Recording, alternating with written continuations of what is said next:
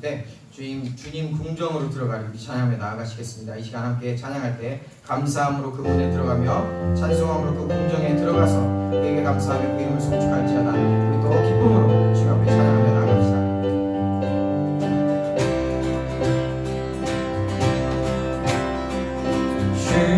주님 궁정으로 들어가니 온 만물의 창조자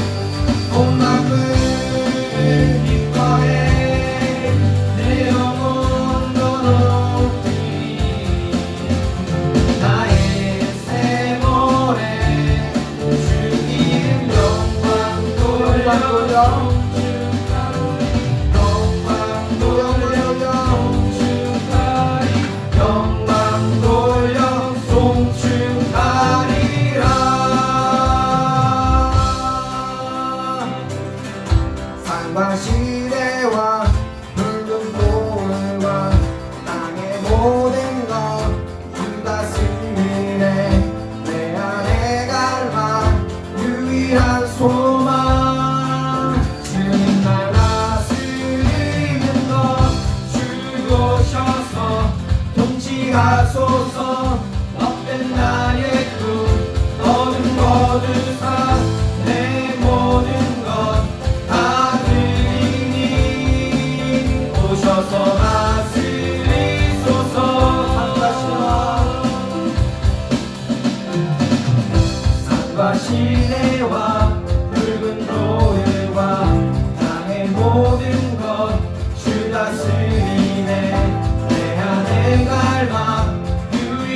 소망 주님 날 다스리는 것 주 오셔서 통치하소서 헛된 나의 꿈 어둠 거두사 내 모든 것 다스리니 오셔서 주 오셔서 주 오셔서 통치하소서 헛된 나의 꿈 어둠 거두사 내 모든 것 다스리니 오셔서 다스리소서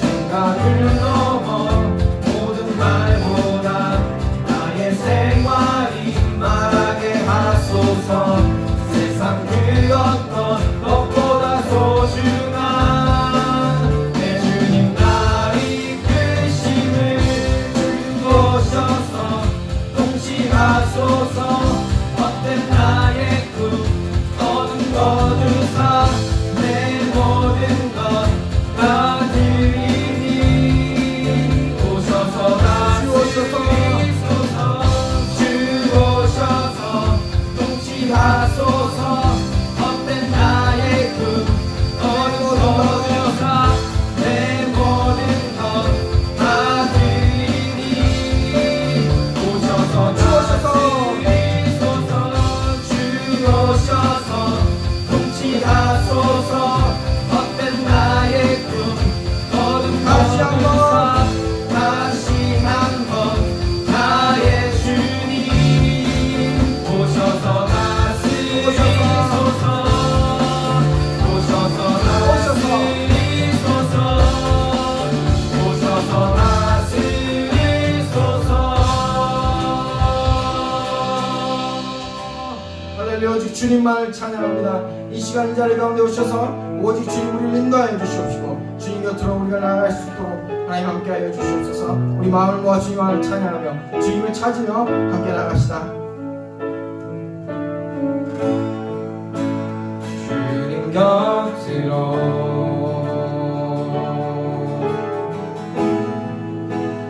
날 이끄소서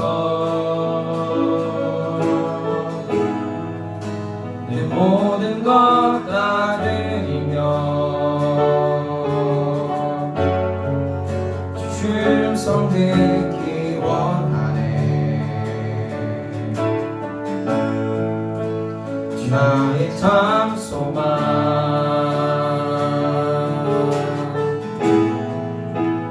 그 무엇과도 바꿀 수 없는 주 사랑 그 품 안에 안기리 주님의 길로 인도하소서 주님 곁으로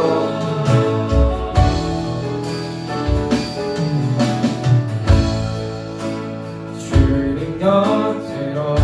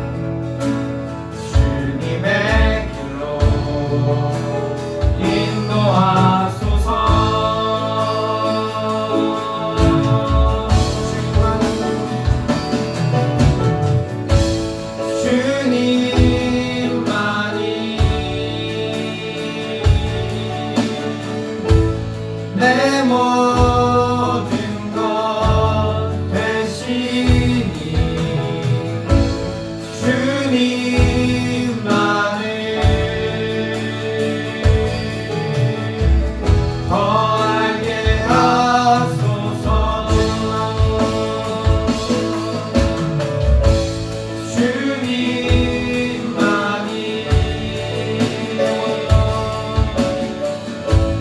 내 모든 것 되시니 주님만을 더 알게 하소서.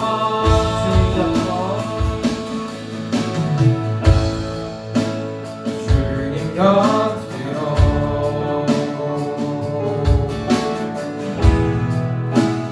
날 이끄소서.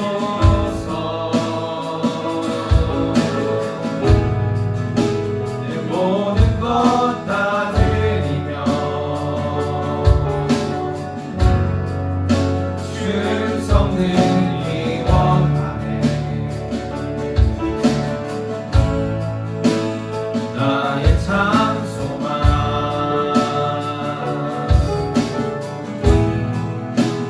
그 무엇과도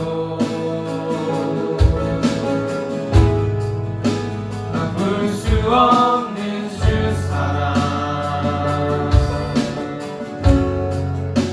그 품 안에 난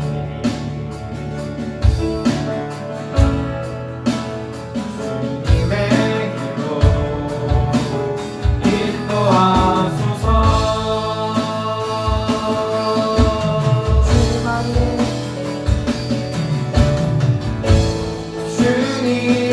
주님만이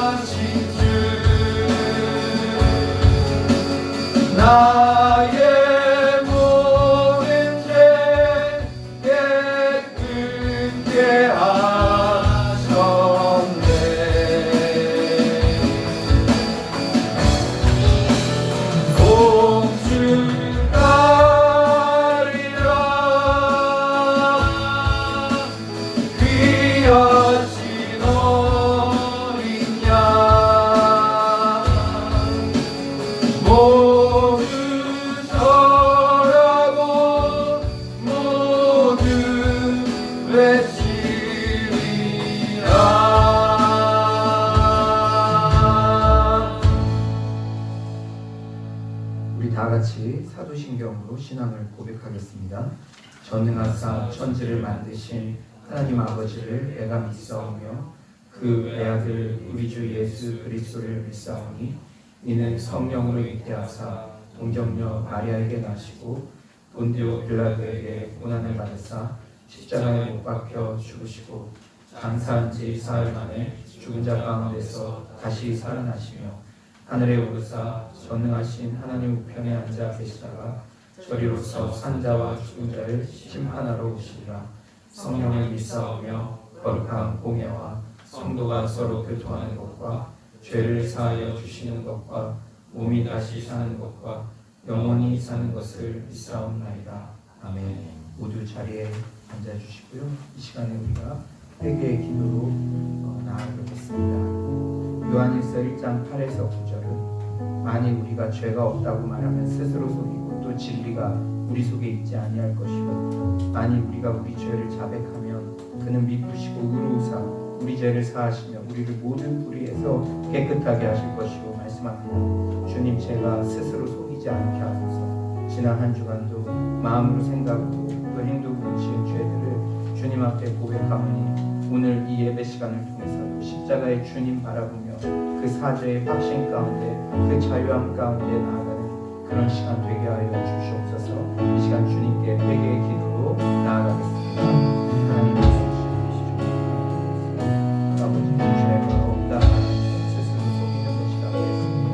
지난 한 주에 통해서 제가 마음으로 생각으로 행동으로 하나님 지은 죄들이 있습니다. 주님, 정말로 그 주님을 더 사랑하지 못하고 부활의 증인으로 살지 못해서 하나님 아버지 불안하고 있지 않습니까? 하나님 아버지 부정적인 생각과 하나님 아버지 그런 모든 것들을 주님 앞에 제복하고 하나님께 예하오니 주님께서 도와주셔서 오늘도 십자가의 주님, 그 고용의 주님, 그 정말 배려하시는 주님을 만나는 하나님 그러한 시간이 될 수 있도록 주께서 도와주시옵소서. 이 예배가 온전히 하나님 앞에 드려지는 그러한 시간이 되기를 원합니다. 주께서 이 시간 가운데 함께 하여 주시옵소서. 주님 도와주시옵소서.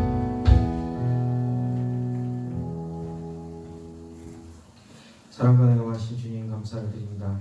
오늘도 이렇게 주님 전에 나와서 또한 예배의 자리로 우리를 초대하게 하시니 감사를 드립니다. 오직 주님의 이 은혜의 초대에 우리가 마음을 열게 하여 주시옵시고 주님 앞에 나아가게 하여 주시옵소서. 이 시간 오직 하나님 한 분께만 올려드리는 예배 되게 하여 주시옵소서. 신령과 진정으로 드려지는 예배, 살아있는 산제사로 나아가도록 이 시간 성령 하나님께서 이 시간 이 자리 가운데 임하셔서 우리를 정결하게 하여 주시옵시고 온전한 산제물로 나아가게 하여 주시옵소서. 하나님 앞에 합당한 예배자로 나아가길 원합니다. 이 시간 하나님 앞에 나아가기에 거리낌이 없게 하여 주시옵시고 하나님께 맞는 정직하게 나아가게 하여 주시옵소서. 한 주간의 삶을 돌아볼 때 비록 실수하고 넘어진 적이 있다 하더라도 하나님 바라보며 낭망하지 않게 하여 주시옵시고 하나님 바라보며 다시금 일어설 힘을 허락하여 주시옵소서. 승리할 때의 겸손을 허락하여 더욱더 겸손하게 주님만 의지하게 하여 주시옵시고 늘 주님과 동행하는 그런 축복을 허락해 주시옵소서. 하나님 어제 부활 영화를 보면서 하나님의 자녀로서의 정체성을 다시금 생각하는 그런 귀한 시간을 주시니 감사를 드립니다. 하나님 이 코로나19 혼란하고 고난의 시기에 다른 것 보지 않게 하여 주시옵시고 하나님의 자녀로서 오직 예수 그리스도만 바라보며 그 부활을 바라며 나아가는 우리가 될 수 있도록 주님 도와주시옵소서. 주님을 바라볼 때 모든 문제를 뛰어넘는 주님의 역사를 우리가 또 바라볼 때 될 줄 믿습니다. 오직 감사함으로 하나님께 아뢰어 나아가게 하시고 말씀과 기도로 날마다 세워져 나아가게 하여 주시옵소서. 계속되는 369 기도 가운데 힘을 더하여 주시옵시고 무엇보다 기도해야 할 이 시기에 가장 중요한 것이 무엇인지를 아는 지혜를 허락하셔서 무엇보다 먼저 기도의 시간을 따로 떼어서 마음을 모으고 집중하는 그런 결단을 허락하여 주시옵소서. 우리 주변의 상황을 보면 오직 기도밖에 없음을 인정합니다. 내 힘과 지식, 다른 사람들 의지하지 않고 오직 다른 사람들 비판하고 비난하는 것이 아니라 먼저 하나님께 아뢰고 하나님께 내어 맡기는 자 될 수 있도록 주님 우리의 심령 가운데 붙으시고 함께하여 주시옵소서. 하나님 가스펠 프로젝트가 무사히 마쳐지고 이제 가스펠 프로젝트 리더 양육 과정을 시작하게 하시니 감사드립니다.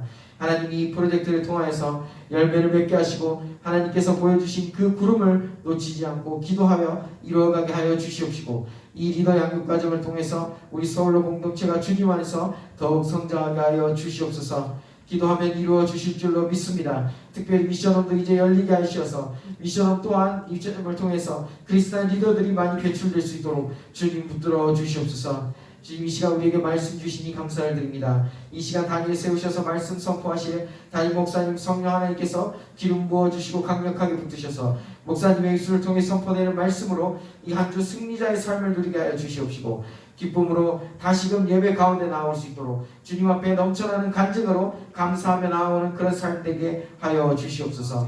또한 이 시간 우리의 심령 가운데 임하셔서 마음관리 생각관리 승리케 하여 주시옵시고 오직 말씀만이 우리 안에 넘치게 하여 주시옵소서. 예배를 섬기는 많은 손길들 주님 보이는 곳 보이지 않는 곳에서 섬기는 손길들 많습니다. 이 청년들 위해 또한 이러한 손길들 위해 하나님 축복하셔서 하나님과 늘 동행하며 승리하는 축복을 주님 허락하여 주시옵소서. 예배의 시종을 주관하여 주시기 원합니다. 감사드리며 간절히 구하며 이 모든 말씀 예수 그리스도의 이름으로 기도드립니다. 아멘.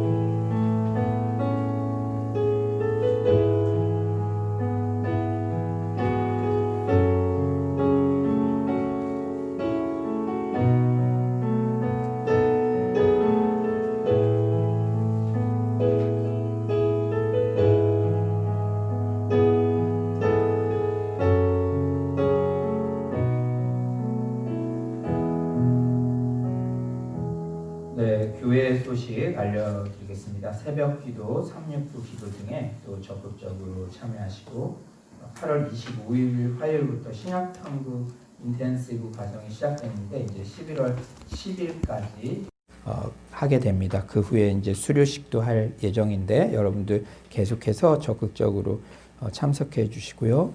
또 새가족 심화과정 복음과 새생명 2기 주일 11시 예배 후 계속 진행되고 있습니다. 그리고 이번 주 이제 화요일부터죠. 주중에 각 시간마다 8주 동안 가스펠 프로젝트 리더 양육 과정이 시작됩니다. 이 한 그룹마다 또 리더들이 새로운 또 삼겹주를 개척할 수 있도록 여러분들 함께 기도해 주시기를 바랍니다. 우리 일부 예배 시간에는 따로 헌금 시간 갖지 않지만 여러분 정성스러운 예물을 하나님 앞에 온라인으로 드리시기를 바랍니다. 네, 오늘 우리 공동체에 허락해 주신 말씀은 사도행전 2장 1절부터 13절 말씀입니다. 사도행전 2장 1절부터 13절 말씀입니다. 성령의 임재로 충만한 교회라는 제목으로 말씀 나누겠는데요.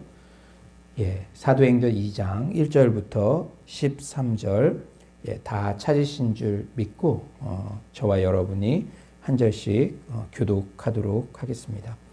오순절 날이 이미 이르매 그들이 다 같이 한 곳에 모였더니 호련히 하늘로부터 급하고 강한 바람 같은 소리가 있어 그들이 앉은 온 집에 가득하며 마치 불의 혀처럼 갈라지는 것들이 그들에게 보여 각 사람 위에 하나씩 임하여 있더니 그들이 다 성령의 충만함을 받고 성령이 말하게 하심을 따라 다른 언어들로 말하기를 시작하니라.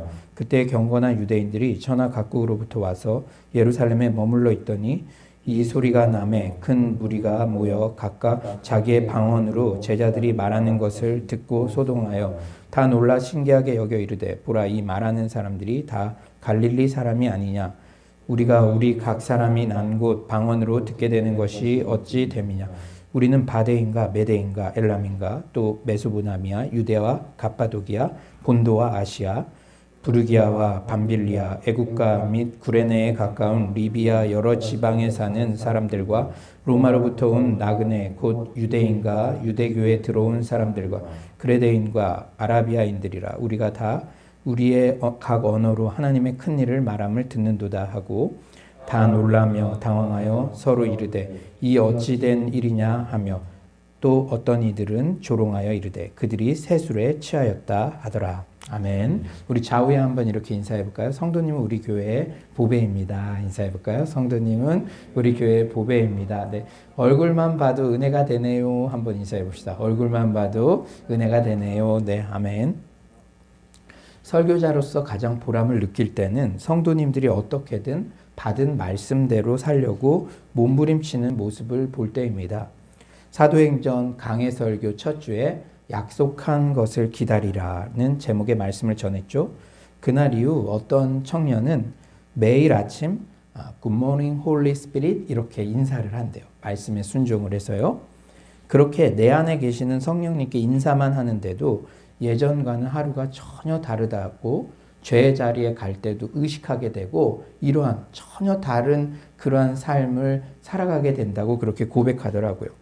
또 어떤 청년은 성령 충만을 간절히 사모하여 정말 오랜만에 기도원 스케줄을 잡았다고 합니다.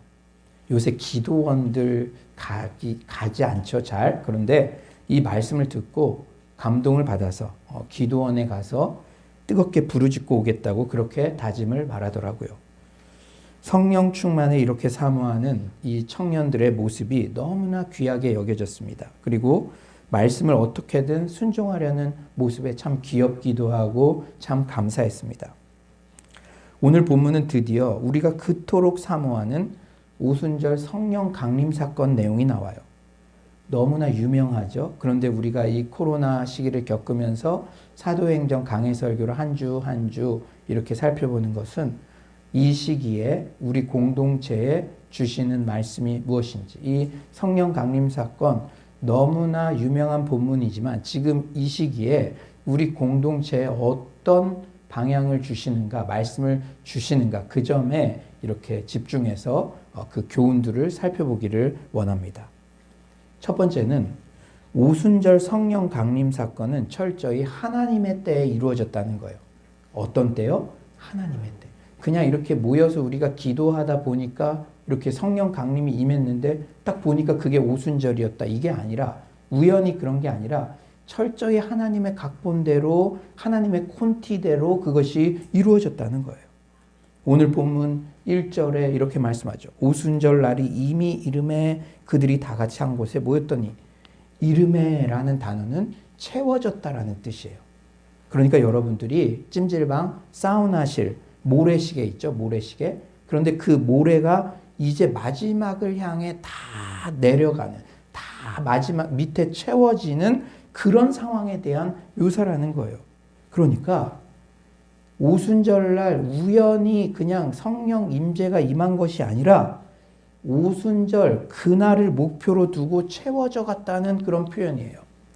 즉 6월절에 예수님께서 순환을 당하고 오순절에 성령이 임하시는 일은 각기 별개의 일이거나 우연히 이루어진 일이 아닌 하나님께서 계획하신 치밀한 구속사의 과정 속에서 이루어진 1년 되는 사건이라는 의미입니다. 예수 그리스도의 십자가 죽으심, 부활, 그리고 성령 강림, 이 모든 굵직굵직한 구속사의 사건은 철저히 하나님의 카이로스의 때에 이루어졌어요. 그러므로 구약의 절기를 보면 하나님의 구속사의 역사를 우리가 볼 수 있는데 구약과 신약은 떨어져 있는 것이 아니죠. 여러분이 성경 파노라마 때도 배웠지만 철저히 그 절기에 맞춰서 이 위대한 일들이 일어난다는 것입니다. 이것은 무슨 뜻입니까? 누군가 계획한 사람이 있다는 거예요. 콘티를 짠 사람이 짠 존재가 있다는 것입니다. 사랑하는 여러분, 오순절의 유래를 보아도 이 사실은 더욱 명백해져요.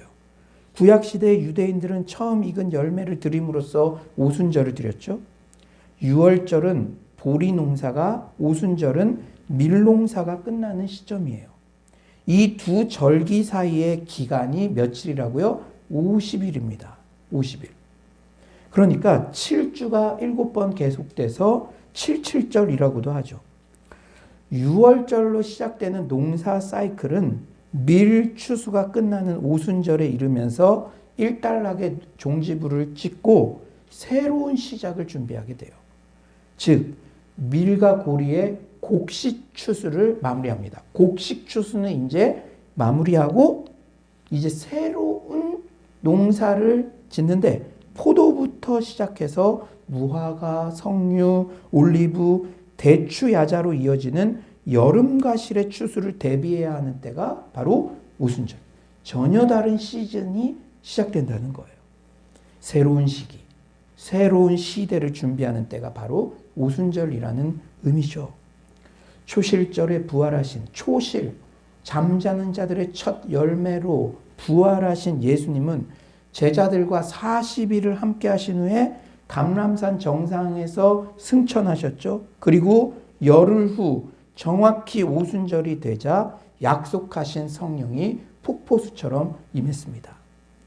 유월절에 일어난 예수님의 십자가 희생을 통해 시작된 인류 구속 사역은 오순절 성령 강림으로 일단락 완성되었고 이후 제자들이 성령을 받음으로써 새로운 신약 시대가 열렸다는 것이죠.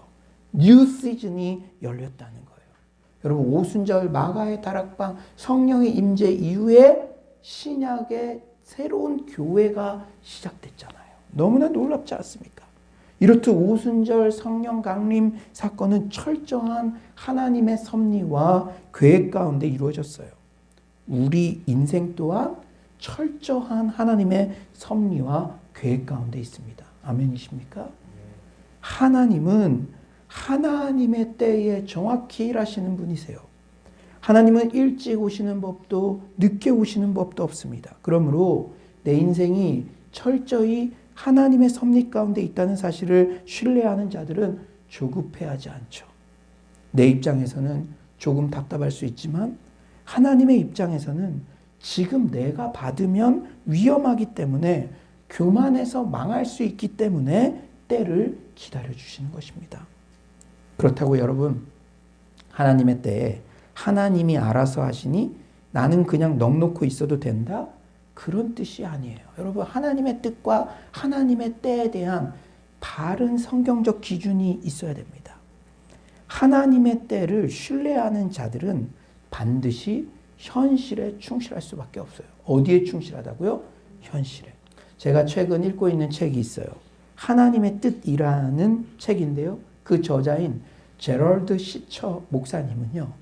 참 이러고도 살 수 있나 싶을 정도로 목회를 하시고 이렇게 교수직을 하셨죠. 그런데 그 행복한 날 죄를 지은 것도 없는데 상대편에서 음주 운전하는 차가 자신의 차를 덮쳐가지고 자신의 아내와 어머니가 즉사했고 딸도 즉사했어요.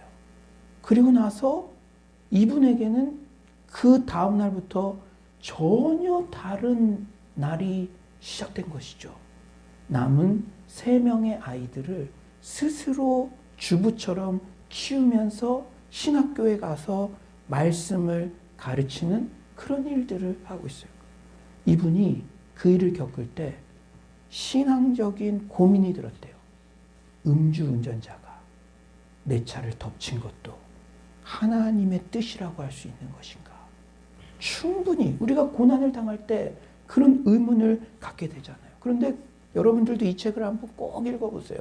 여러분들이 고난 가운데 있다고 생각하는 것. 여러분 가정에 이런 일이 해석되지 않는, 내가 왜 이런 가정에 태어나서 다른 사람들은 고생하지 않는 것도 내가 고생하는 것 같아? 이런 것들에 고민이 된다면 이 책을 한번 꼭 읽어보세요. 이 책은 그냥 어떤 교리적으로 쓰신 것이 아니라 그 깊은 욕과 같은 그 회의와 그 기도와 그 고민과 눈물 가운데 하나님께서 주신 깨달음을 정리한 책이죠. 그런데 놀라운 것은 이분이 말씀하시는 것은 현실에 충실해야 된다는 거예요. 현실에. 그리고 여러분 어제 우리가 부활 영화를 보면서도 정말 놀라운 말들을 많이 들었죠.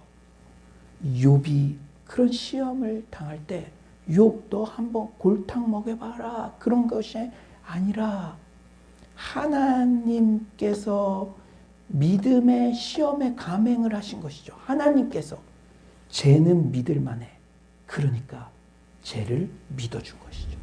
우리가 당하는 고난의 크기가 클수록 하나님께서 나를 믿어주신 거예요.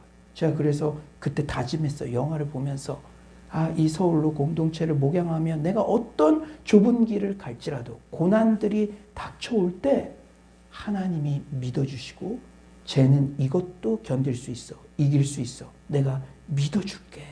그런 뜻이 담겨져 있다는 사실을 저는 깨닫게 되었습니다. 그래서 제럴드 시처 목사님이 하나님의 뜻이라는 책에서 이렇게 밝혀요. 하나님의 뜻은 미래보다 현재와 관련된 것이다. 그분의 뜻은 우리의 행동뿐 아니라 동기를 살핀다. 미래에 대한 중대한 결정보다 날마다 내리는 작은 결정을 중시한다. 하나님의 뜻을 알고 행하도록 우리에게 주어진 유일한 시간은 현 순간이다. 우리는 마음과 목숨과 뜻과 힘을 다해 하나님을 사랑해야 하며 이웃을 내 몸처럼 사랑해야 한다. 이것이 예수님이 우리에게 힘쓰라고 명하시는 기본 책임이다. 우리가 의사든 목사든 독신이든 기혼이든 젊든 나이 많든 건강하든 아프든 상관없다. 하나님의 뜻대로 살고 있는지 아닌지는 가정과 직장에서의 몸가짐, 시간과 재능의 사용, 허드렛 일도 마다 않는 태도, 봉사의 각오, 희생적 삶에 대한 헌신 등 우리가 날마다 내리는 선택으로 결정된다. 오늘 바로 내가 하나님의 뜻대로 선택하는 그 오늘만이 결국 하나님의 계획이다. 여러분, 우리가 결혼 상대자, 이 사람 딱 집어넣고 그 사람만을 찾아서 가야 된다. 이거 아니에요. 하나님께서는 우리에게 자유의지를 주셨고 이 직업, 저 직업, 이 대학, 저 대학 여러 가지 중에 선택을 할 수 있게 하셨죠. 그러나 그 선택 가운데 오늘을 살아갈 때 내가 하나님 사랑, 이웃 사랑 실천하면서 살아간다면 그것이 하나님의 계획인 줄 믿습니다. 아멘이십니까? 두 번째, 오순절 성령 강림 사건은 배려하시는 하나님의 사랑의 성품을 잘 드러내 줍니다. 어떤 성품이요? 사랑의 성품. 특히 배려해 주시는 것. 우리는 어떤 사람 곁에 주로 있고 싶어요? 나를 배려해 주는 사람 곁에 있고 싶잖아요. 어떤 사람들은 오순절 성령 감림 사건에 대해 어떤 신비적 현상, 방언 같은 특정한 은사에 집착하여 묵상하곤 합니다. 그래서 제가 성령 충만 받으러 기도원 갈 거예요. 그러면서 기도원에서 불을 막 받고 이런 현상적인 것만 얻으려고 가면 큰일 납니다. 큰일 나요. 어떤 사람들은 이런 현상, 이런 은사에만 집착해서 묵상하고 그래서 급하고 강한 바람 같은 소리를 반드시 들어야 하고 불의 혀처럼 갈라지는 것들을 반드시 봐야 할 것처럼 어떤 신비 체험을 강조하기도 하죠. 또한 성령 충만한 사람은 무조건 방언을 받아야 한다든지 방언을 받은 사람은 그렇지 않은 사람에 비해 뭔가 기도의 고수, 신앙의 고수라고 은근히 자랑하기도 합니다. 하지만 우리는 모든 성령의 역사에 대해 어떤 신비 현상, 은사에 초점을 맞추는 것이 아니라 그 역사를 일으키시는 하나님에 대해 우선 집중해야 됩니다. 우리가 어떤 선물을 받을 때 선물을 주시는 분에 대해서는 하나도 관심도 없고 선물 자체에만 관심을 가져서는 안 되는 것과 마찬가지죠. 우리 어제 우리 공동체로부터 선물을 받았어요. 아주 특별한 가을 선물. 그런데 여러분이 가서 이 모든 것들 어떻게 교역자님들의 마음을 감동시켰든 어쨌든 하나님께서 그러한 선물을 우리에게 주신 거잖아요. 근데 하나님에 대한 감사와 묵상은 없이 이 의자가 가죽으로 했네. 이게 그러네. 입구가 그러네. 그것만 신경을 쓰면 선물을 준 사람의 마음은 어떻겠습니까? 여러분 방언의 은사, 신비 체험도 마찬가지죠. 그 현상에만 집중해서 쟤는 방언도 안 해, 환상도 안 해. 그 사람에게만 집중하는 것이 아니라 그 선물을 주신 하나님을 더 잘 알아가는 데 우리가 집중해야 될 줄 믿습니다. 사랑하는 여러분, 신앙생활 중 가장 집중해야 할 것은 하나님의 어떠하심을 알아가는 것입니다. 여러분 40일 금식을 하고 기도원 가서 부르짖고 오고 가장 성령 충만한 모습은 무엇일까요? 하나님에 대해서 더 많이 알게 된 사람. 그곳에 가가지고. 사랑하는 여러분, 그러므로 오순절 신비 현상에 대해 집착하고 잘못된 환상을 가지면 안 돼요. 기독교 역사를 보면 그런 신비 현상만이 다시 일어나기를 바라고 열심히 기도하던 사람들 중에 이상하게 된 사람이 많습니다. 하나님에 대한 바른 이해는 없이 안 주는 것을 억지로 달라고 아우성치면서 자꾸 이상한 공상을 하니까 잘못되는 거예요. 선물은 주는 사람 마음이에요. 제가 우리 첫째 영준이에게 줄 수도 있고 영민이에게 줄 수도 있고, 근데 안 주는데 자꾸 나에게는 이거 허락된 게 아닌데, 마치 바울에게 자기 병을 치유해달라 그랬잖아요. 다른 사람의 치유의 기도는 하면 그 사람은 낫는데 자기 병은 안 나요. 허락 안 하시잖아요. 근데 바울이 그거 가지고 계속 기도하면 이상해지죠. 여러분, 오늘 너무나 중요한 말씀입니다.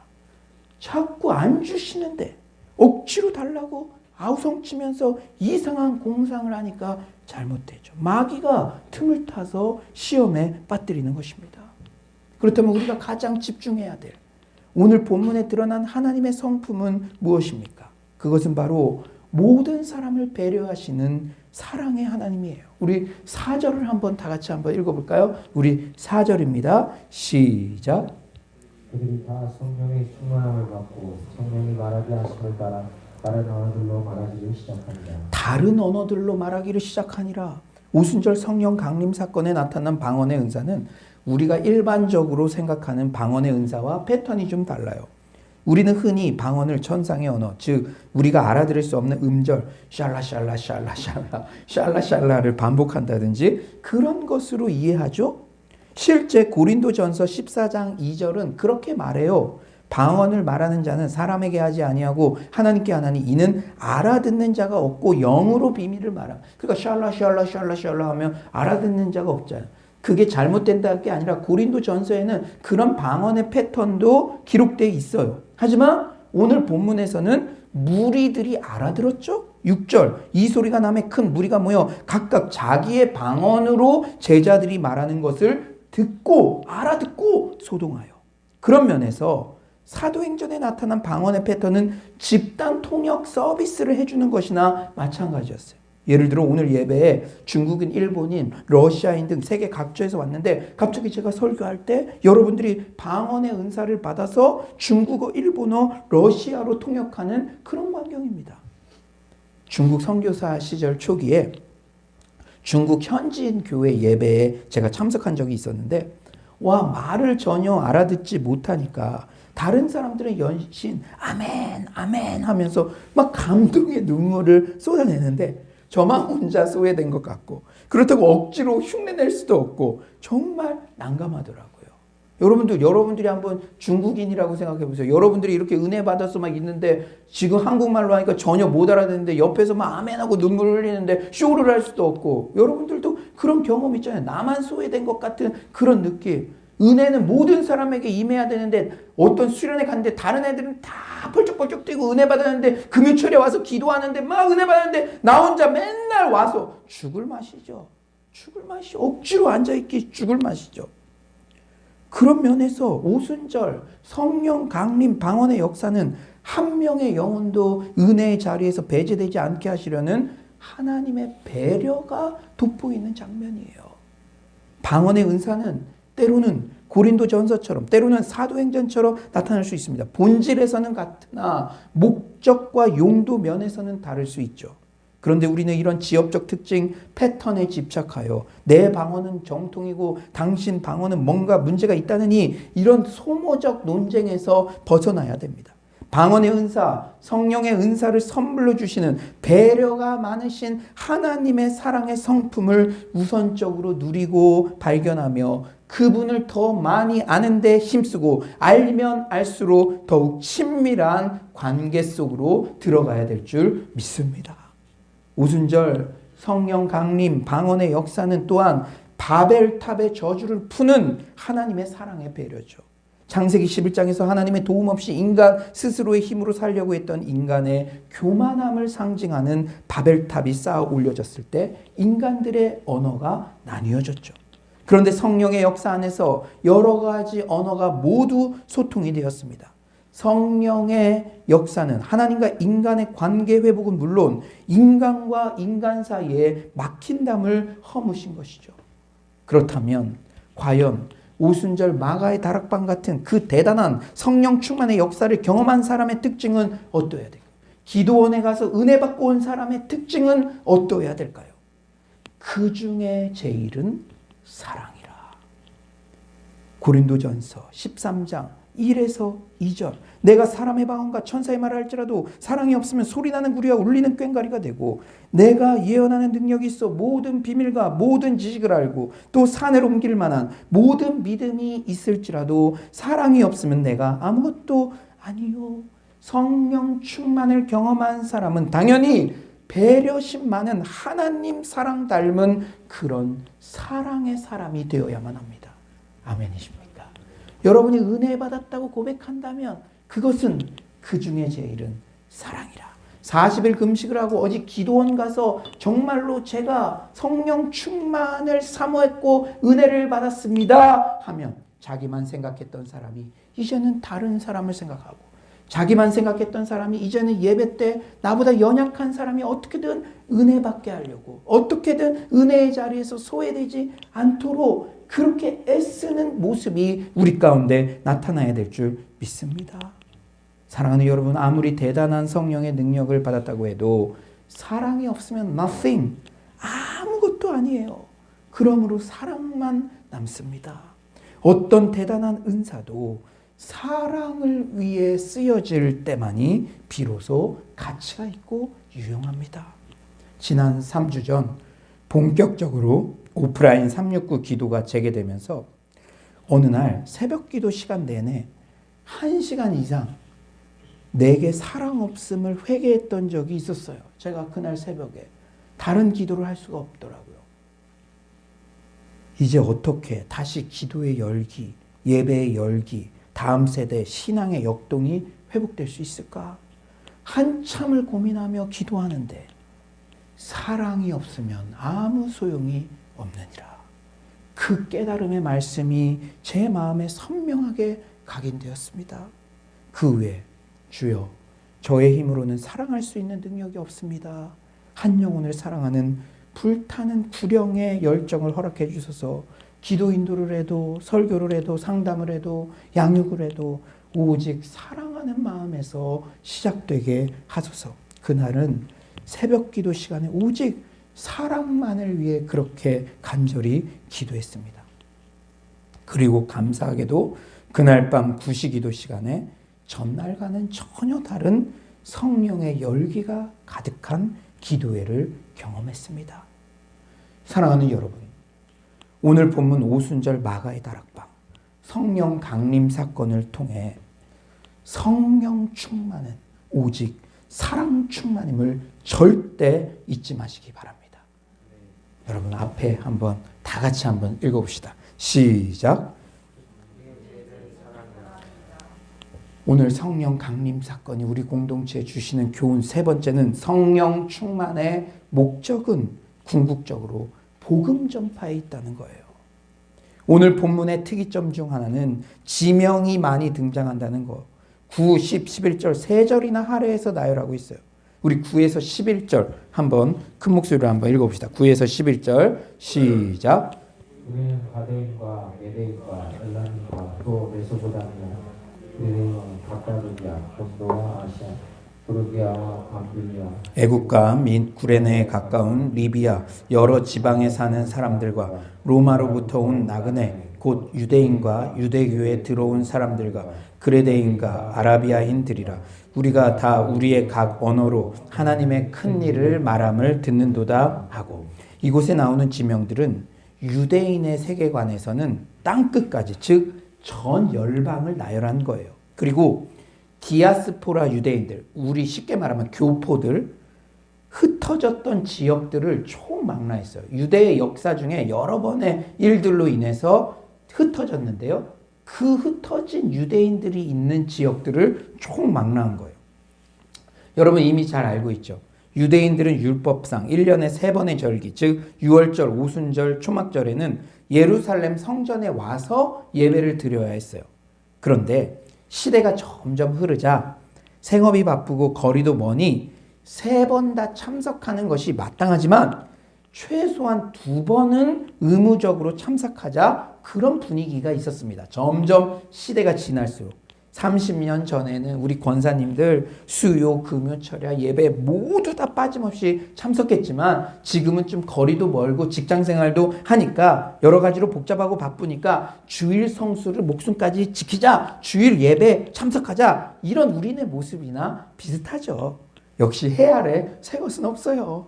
예전 사람들이 생각했던 그런데 그래서 당시 디아스포라 유대인들은 6월절에 예루살렘에 온 김에, 여러분 오순절까지는 50일이잖아요. 초막절은 훨씬 멀고, 그러니까 6월절에 예루살렘에 온 김에 50일을 머물고 오순절까지 드리고 가곤 했어요.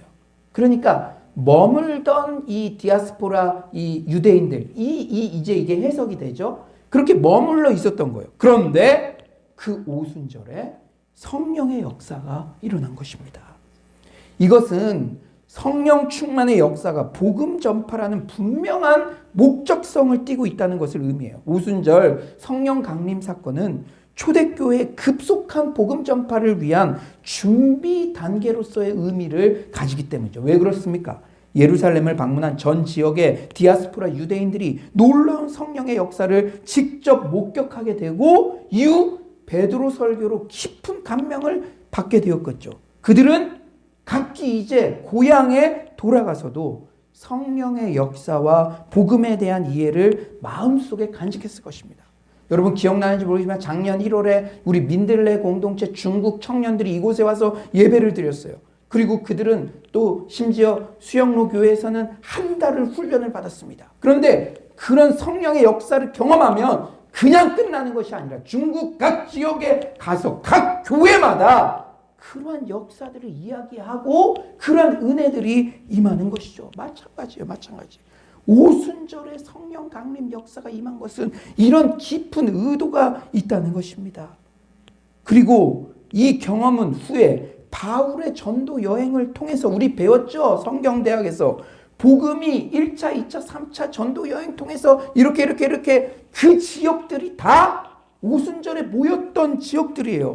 그러니까 아예 생판 몰랐던 것보다 그때 그런 경험이 있잖아요. 그러니까 바울이 복음을 전했을 때 보다 쉽게 복음을 받아들일 수 있는 계기가 되었던 것이죠.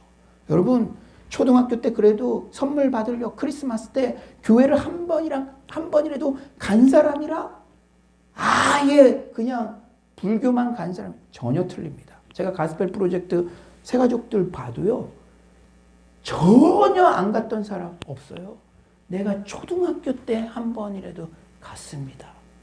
여러분 심지어 우리 로마 교회 같은 경우는 우리가 성경 심화 과정에서도 배웠듯이 바울이 한 번도 그곳을 가지 않았지만 오순절 성령 강림 사건 때 은혜 받은 사람들이 주축이 되어 교회를 세웠다고 추측하잖아요.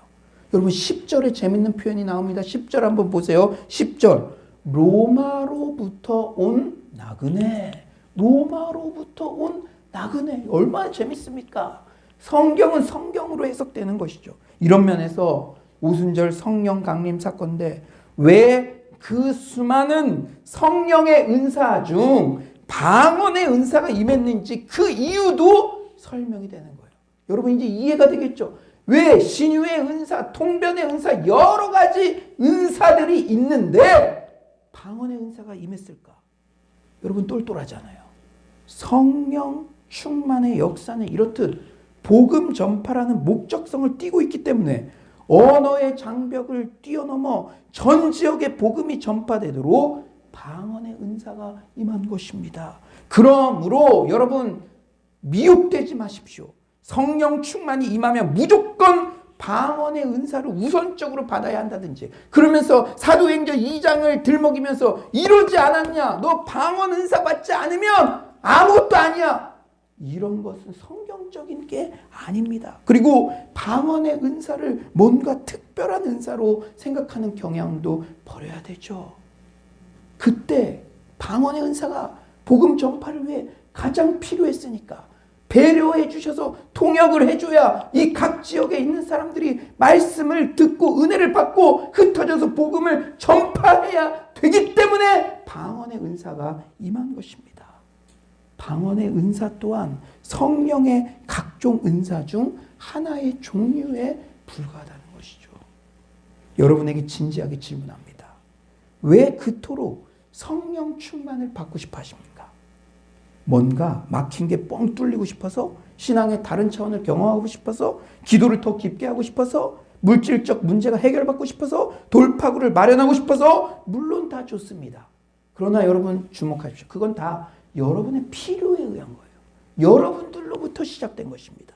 하지만 우리가 가장 큰 목표로 삼아야 할 것은 사도행전 1장 8절입니다. 오직 성령이 너에게 임하시면 너희가 권능을 받고 예루살렘과 온유대와 사마리아와 땅끝까지 이르러 내 증인이 되리라. 땅끝까지 이르러 내 증인이 되리라.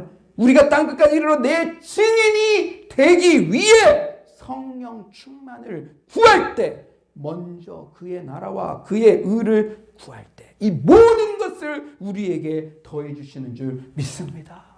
방향이 잘 정해져야 돼요. 순서가 잘 정해져야 돼요. 내가 뭔가 뻥 뚫리기 위해서 기도원 가서 성령 충만 받고 싶다. 내 막힌 거, 내 가정, 물론 그런 것들 동기가 될 수 있고 접촉점이 될 수 있으니까 하나님께서 귀하게 여기시죠. 그렇게라도 기도하는 것을 원하시죠. 그러나 우리의 방향과 우리의 목적은 내가 혹 잘 못되더라도 복음이 전파되면 저는 족합니다. 그런 마음을 가지고 성령 충만을 구할 때 권능을 주시고 우리의 모든 문제도 해결받게 될 줄 믿습니다.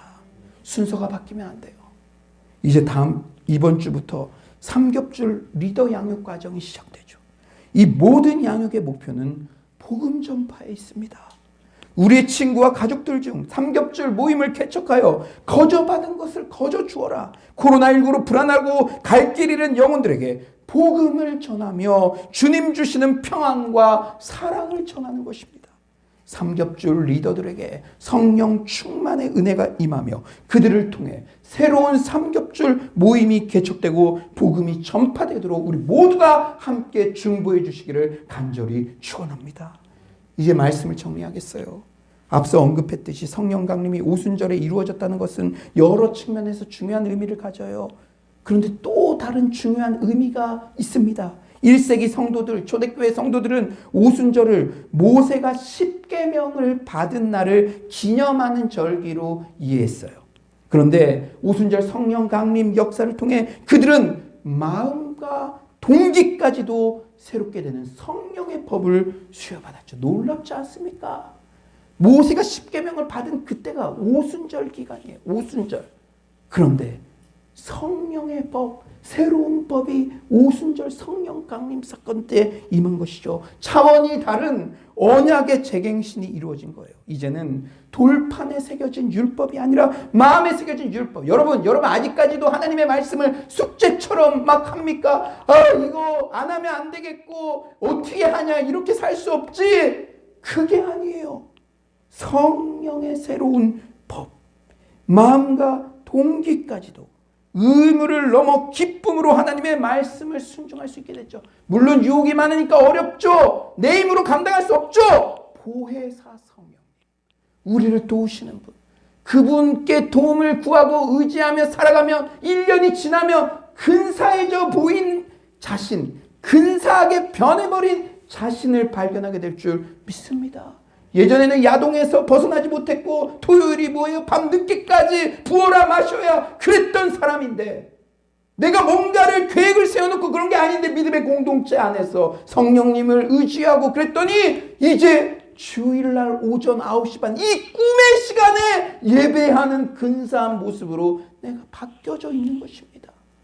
여러분이 숙제처럼 그것을 1번, 2번 체크해서 했다면 되겠습니까? 성령님께서 여러분을 도와주셔서 지금 이 자리에 앉아있는 줄 믿습니다. 사랑하는 여러분, 내 힘만으로는 넘어질 수밖에 없지만 보혜사 성령님께서 항상 우리를 도와주시고 함께 하셔서 말씀대로 살아가도록 격려하시고 힘을 주십니다. 그러므로 우리는 어떤 순종을 하고 나서도 순종이 나의 공로가 되는 것이 아니라 성령님께서 도와주셔서 순종할 힘도 갖게 되었습니다라는 겸손한 고백만을 드리게 되죠. 우리가 매주 설교를 들으면서 깨달은 점은, 우리가 매주 설교를 들으면서 깨달은 점도 숙제처럼 순종하는 것이 아니라 성령님께 도움을 달라고 의탁해야 됩니다.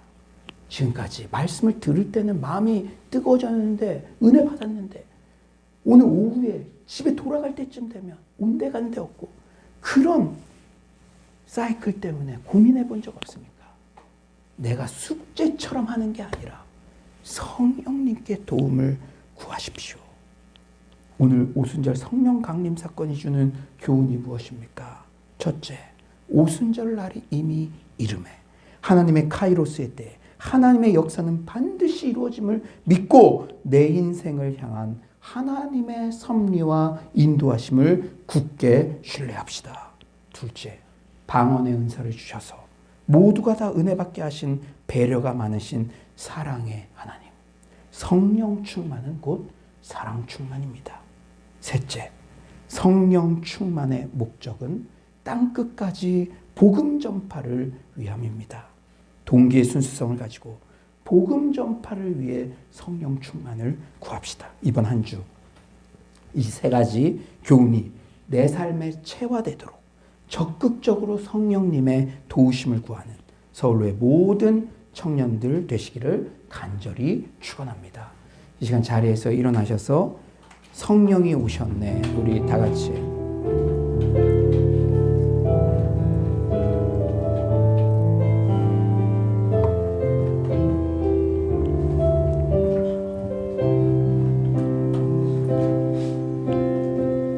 무한 시절 지날 때 깊은 한숨 내쉴 때 그런 풍경 보시며 탄식하는 분 있네. 고와 같이 너희를 버려두지 않으리. 내가 너희와 영원히 억눌린 자 갇힌 자 억눌린 자 갇힌 자 자유함이 없는 자 피난처가 되시는 성령님 계시네. 주의 영이 계신 곳에 참 자유가 있다네. 진리의 영이신 성령이 오셨네. 성령이 오셨네. 성령이 오셨네. 성령이 오셨네. 내 주에 보내신 성령이 오셨네. 우리 인생 가운데 친히 찾아오셔서 그 나라 성령이 오셨네. 성령이 오셨네. 할렐루야. 성령이 오셨네. 성령이 오셨네. 내 주에 보내신 성령이 오셨네. 우리 인생 가운데 친히 찾아오셔서 허무한 시절 지날 때 깊은 한숨 내쉴 때 무한 시절 지날 때 깊은 한숨 내쉴 때 그런 풍경 보시며 탄식하는 분인데 고와 같이 너희를 버려두지 않으리.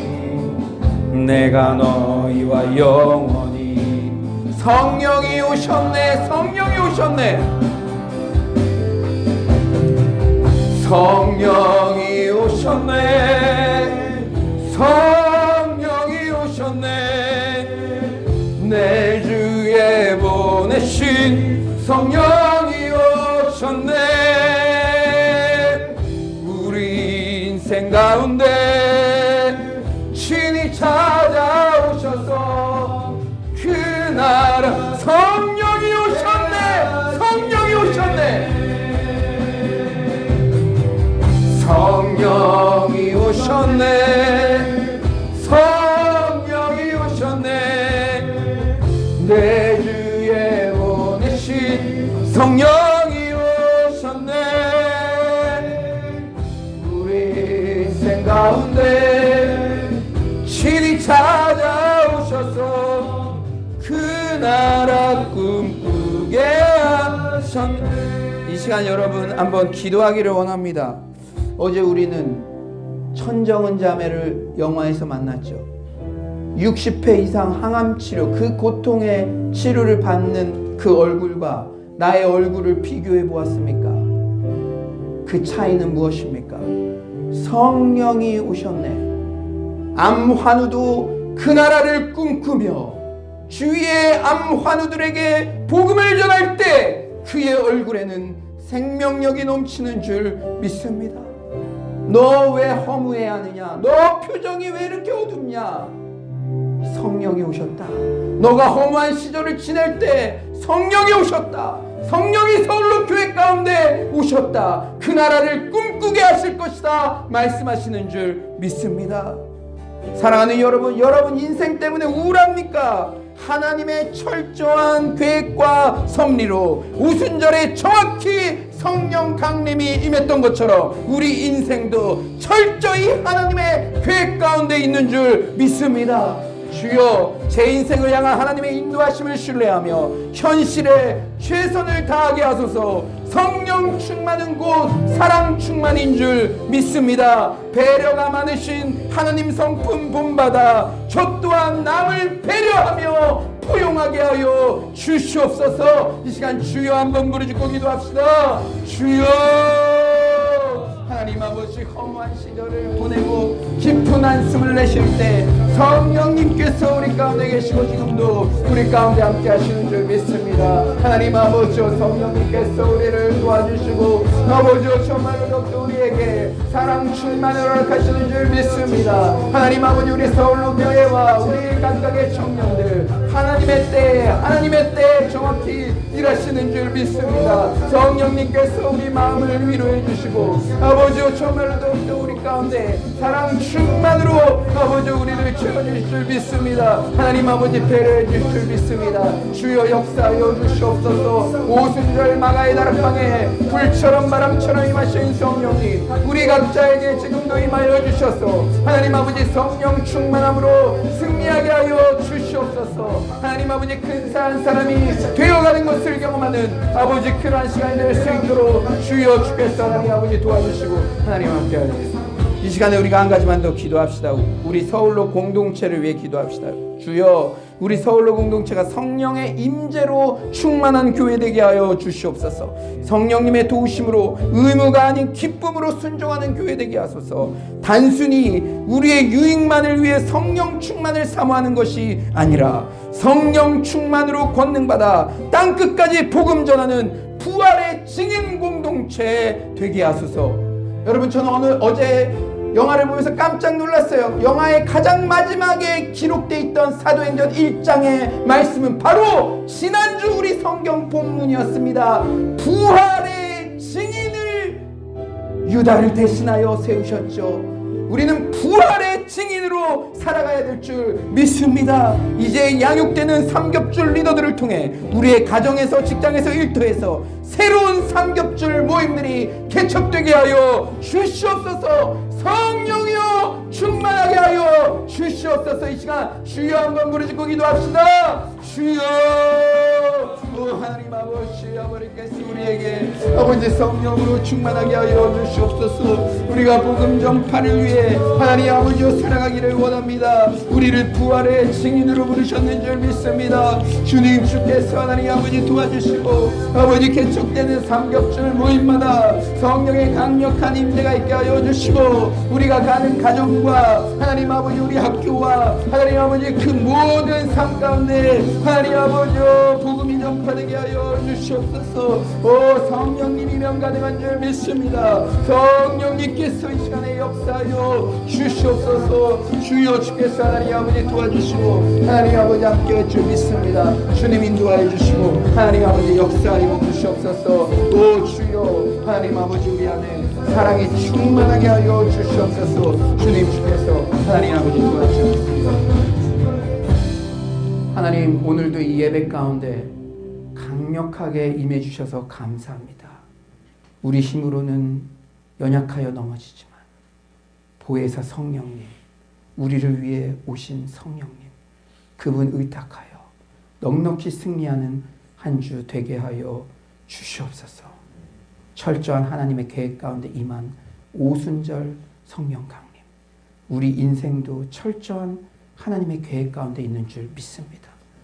먼 미래를 허황되게 바라보는 것이 아니라 지금 내가 하나님의 뜻대로 현실의 최선을 다하는 것이 결국 하나님의 계획이라는 사실을 잊지 않게 하여 주시옵소서. 하나님, 우리 안에 배려가 많아지기를 원합니다. 성령 충만은 곧 사랑 충만인 줄 믿습니다. 한 사람의 영혼도 말씀 듣는데 배제되지 않기 위해 방언의 은사를 주신 그 하나님의 마음, 우리 또한 어떤 연약한 영혼들도 은혜의 자리에서 배제되지 않도록 그런 섬김과 그런 헌신이 있게 하여 주시옵소서. 주님, 우리가 부끄럽습니다. 내 사업 좀 잘 풀리려고, 우리 가정 좀 어떻게 좀 해결되게 해달라고 그것만 생각하고 간구할 때가 있었음을 고백합니다. 저부터 고백합니다. 그러나 그것도 동기가 되어서 하나님을 찾게 하시니 감사합니다.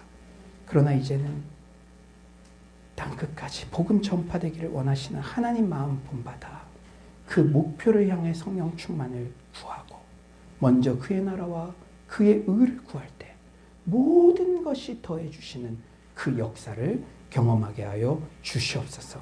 귀한 헌물 드린 손길들 주께서 복에 복을 더하여 주시고 예수의 증인으로 살아가게 하여 주시옵소서. 주님을 찬양하오며 예수님의 이름으로 기도드립니다. 아멘. 이제는 우리 주 예수 그리스도의 은혜와 하나님의 극진하신 사랑과 성령님의 감화감동 교통하심의 은혜가 성령 충만은 곧 사랑 충만이라는 말씀 붙잡고 남을 배려하고 다른 사람 은혜 받는 데에 어떻게든 쓰임받기 원하고 결단한 모든 청년들 심령 가운데 지금부터 영원토록 함께 계시기를 간절히 축원하옵나이다. 아멘.